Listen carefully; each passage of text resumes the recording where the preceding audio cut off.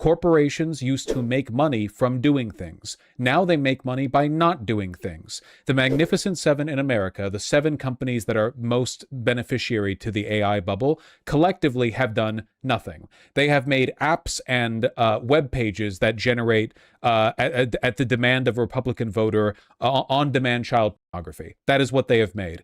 And for this product, with its dubious usefulness, we'll say that generously, they have now been the recipients of more investment capital than anything ever in all of human history. The combined value of all technology and infrastructure is just a rounding error in the face of the Magnificent Seven's fantastic AI technology, which does nothing and fixes nothing and doesn't make anything good. Companies no longer make money for making things. When they made money for making things, even evil corporations would produce things. It's really that simple. Even the Rockefellers. Companies were still evil. Ford was evil, but Ford made money by making and selling cars. Modern American car companies do not make money, as you might expect, by making and selling cars. They make money by working in tandem with the United States government to construct an asinine, labyrinthine series of regulations and regulatory conditions that allow them to sell ever more expensive, less effective vehicles to a population using their mandate over media and their close ties with private corporations and politicians to rent-seek and mandate production, whether or not it actually benefits anyone. It used to be if you wanted to sell a product, that product had to have a sales pitch. Now they just get to sell it regardless. I'm sorry for going back to the Omni segment, but this is how everything goes, and it's why we're not fixing it. What do you mean by the collapse of Western economies? What does that entail for the average person? That's a big fucking question. That's really complicated. I don't know, dog. Rice and beans, man. I think car companies are probably not a great example because while they are making things bigger and worse for more money, they still need to sell those vehicles. Do they? Do they? What, out of curiosity, what do you think has provided greater returns on average for car companies over the past 20 years? The regulatory environment that they lobby for, or technological developments to their cars? The production of new technology, not merely, reselling stuff they've already made. I'd be willing to bet the former. I mean, the classic example is Tesla, isn't it? Tesla is the highest valued car company on Earth. Why? Well, it has nothing to do with them making and selling cars, I can tell you that much. Anything and everything Tesla does, listen, car selling is a tiny, tiny, tiny fraction of what Tesla is up to financially. Tesla's real value is in its valuation. It doesn't have to make cars. Tesla could sell 0 cars, and as long as they maintain the level of market hype they have right now, it wouldn't make a difference. It is true that Ford offers dividends, which makes them slightly more real than Tesla. It doesn't change the fact that the American vehicle manufacturing sector has been basically only exists now because of compliance with the U.S. government to employ protectionist economic strategies in order to keep Ford and so on from being, fucked to death by other... Listen, go ahead and take a look at what Chinese or European cars cost. Just like starting ballpark. Just take a look. Play the field. A lot of those cheaper vehicles are legally not allowed to be imported and sold in the United States. So given that, I would say that if it wasn't for the favorable regulatory environment that American car manufacturers lobbied for, none of those companies would exist. The only reason they're even around is because they have rent sought. They have engaged in regulatory capture. They have bought out the government so that they don't have to compete. To this end, I would say that selling cars is almost like a secondary financial interest of theirs. Their real priority is and always will be maintaining those favorable regulatory conditions. Can't you still import them as an individual? Yeah, but it's a massive pain in the ass and nobody locally will repair them and it's super duper expensive. You can import vehicles individually, but that's like a tiny, tiny, tiny, tiny percentage of the US vehicle pool, individually imported cars that can't be serviced locally. It's a pain. It's a pain. Did anyone see that Technology Connections video recently where he talked about, in essence, hey, did you know even ceiling fans used to be better?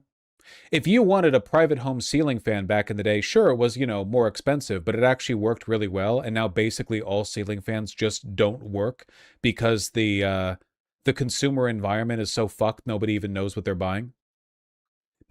In basically every field, stuff made 100 years ago is better than stuff made today. Old American tools, better than today. Old cars, believe it or not, maybe not, the technology's not as up to date, but in terms of their constructive practices, in many respects, better than today. Certainly less expensive. Clothing, much better back then. Furniture, much better. Many appliances better. Toasters, refrigerators, ovens, they made them great back in the 50s. Were they a little more expensive? Yeah. But we have better technology for producing things today. If anything, we should have just maintained that level of quality and then slowly driven down the price using modern tooling and machining to bring it down. Instead, everything is bad. Everything is bad. And now it's happening to computers. In our lifetime, we are seeing it happen to computers. For a brief window of time, computers went from an extremely expensive niche nerd hobby to being almost ubiquitous and incredibly powerful. But tenaciously, the industries that profit from your computer use weren't going to take that lying down. They weren't going to just let you have a functioning product forever. Oh, no. Pretty soon it's going to be cloud computing, folks. No amount of complaining, regulation, or consumer backlash will stop it. It will happen.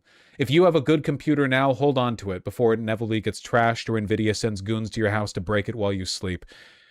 It's going to be cloud computing. In 10 years, people will look at you like you're the odd one for maintaining an old computer that you bought back in 2019, while they pay a service charge so that they can play Valorant off of dedicated servers. It's happened to everything else. It's going to happen here too. Remember when it was mathematically proven time and time again that Bernie Sanders' Medicare for All program was objectively less expensive than our current existing healthcare program in America, not even to speak of the many lives that it would save and the way it would improve our world. But still, for years after and to this day, every media institution and every politician continues to act as though no budget for it has been provided. They keep asking, how is it going to be paid for, even though it's been said over and over and over again. Do you think it might just be, just a little bit, the healthcare industry and the healthcare insurance industry might be a little bit involved in the persistent bad faith curiosity on that subject? An answered question, and yet a lot of people still probably think it's financially unviable. When you say rent seeking, what do you mean by this?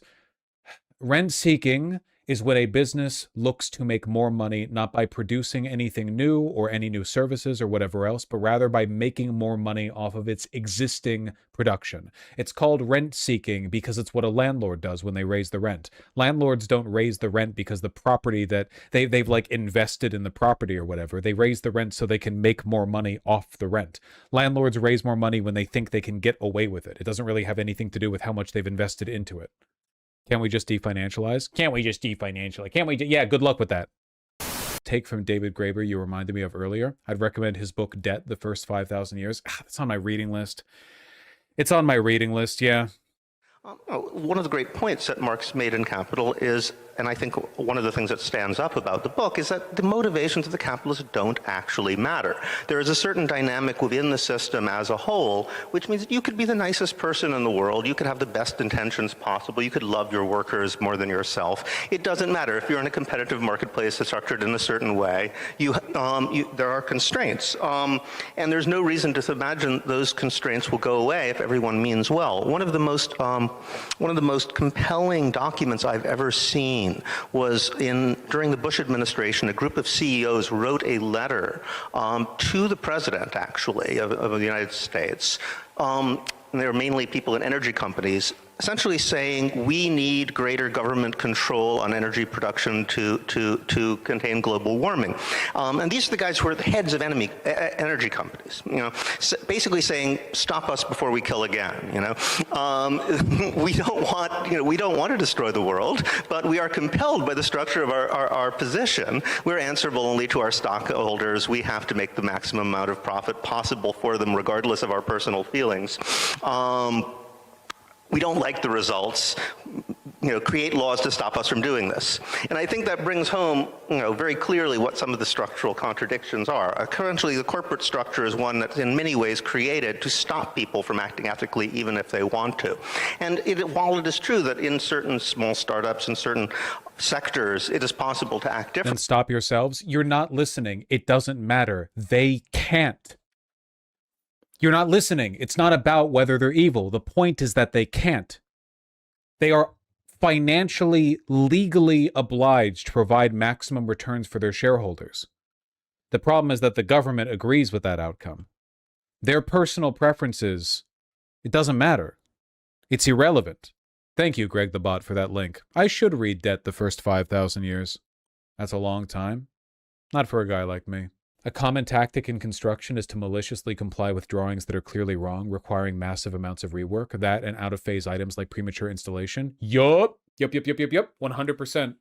You know what I got pissed off about recently? Have you guys noticed that literally anytime you walk past a reinforced concrete structure that's more than 10 years old, it's horribly cracked and rusted? In order to like slightly increase the tensile strength of concrete, they pre-tension steel bars inside of it. But what this usually leads to is like really early decay and rusting. Meanwhile, buildings that are just made of stone blocks are still up like thousands of years later. You know what I'm talking about? Like, how many times, how many times have you seen, exposed rebar concrete? How many times have you seen shit like this? I'm going to guess like 50 trillion times in your life. That's because the deep state at some point decided the best way to build stuff is with concrete and pre-tension rebar, when for some reason, I'm assuming it has something to do with financialization. I don't really know. For some reason, like, we don't just use stone blocks, which we did for like billions of years, and they stick around forever. Just regular ass stone blocks. Just a block of stone that you cut, and then you add mortar. Yeah, but if we didn't use concrete, we wouldn't get to drive the cement truck. That's fucking true. That's pretty true, yeah. Beep, beep. My tech job forces us to use AI. We're arguably about 20% faster, but it takes 5 times more work and at least twice as much money. Well, the point is to waste money. Pretty much hate being a software engineer now. Every institution and every cultural practice in the West has been hollowed out and is nothing more than a facile, empty, pale, cynical imitation of what it used to be. Everything, everywhere. Every job, every profession, every field of study, all of it. Everything has been whittled down to near transparency.